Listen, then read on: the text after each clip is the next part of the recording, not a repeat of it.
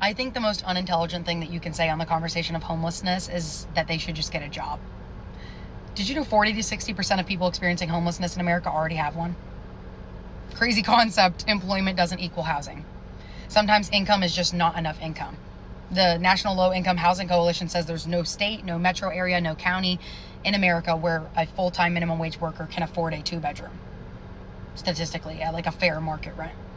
And in 2025, a full-time worker needed almost $29 an hour to afford a 1-bedroom rental home nationally.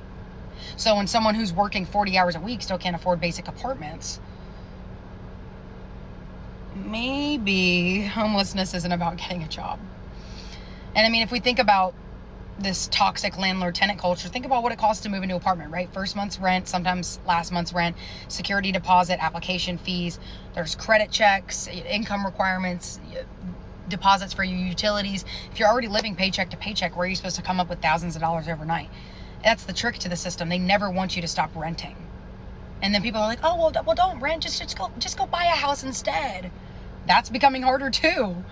Housing is increasingly becoming an investment instead of just a place to live. People are buying houses to rent them. The Joint Center for Housing Studies of Harvard University said investors purchased nearly 31% of all single-family homes sold in the first quarter of 2025. That's almost 1 in 3 houses being purchased by investors instead of families looking for somewhere to live. That is insane. So whether it's large corporations buying neighborhoods or individual private landlords owning multiple properties, more homes are being purchased as rental investments instead of owner-occupied homes. Every house that is turned into a rental is one less opportunity for someone to become a homeowner. And that's the trick. Years of paying rent makes it harder to save for a down payment. We live in a society where landlords can own 10 houses, but the people working full-time inside those same communities can't afford one. And that's the main critique of capitalism. Renting is supposed to be temporary. Supposed to be.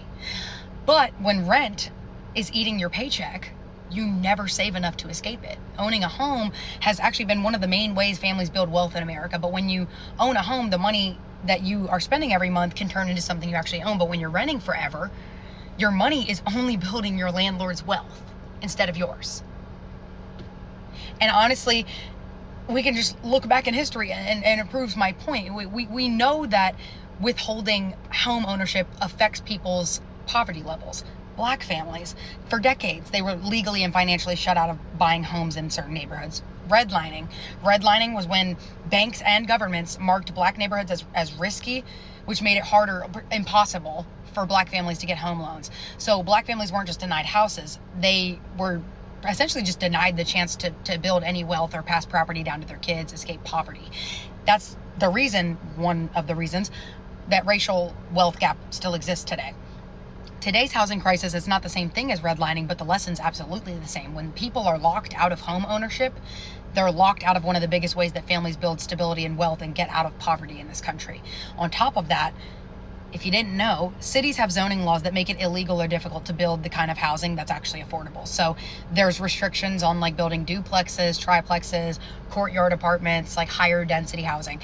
So on top of all of this, when you're limiting the amount of housing that can be built while the demand keeps growing and homelessness is increasing, the prices are going up.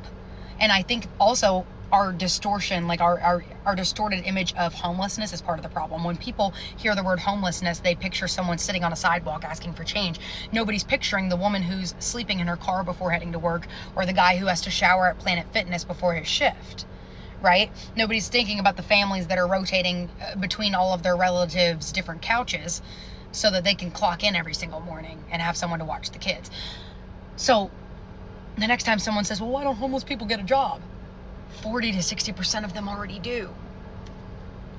The problem's not unemployment. Sometimes it's that having a job is no longer enough to guarantee a place to live. The system isn't broken, it's working exactly as it's supposed to, and it's not working for us. Okay?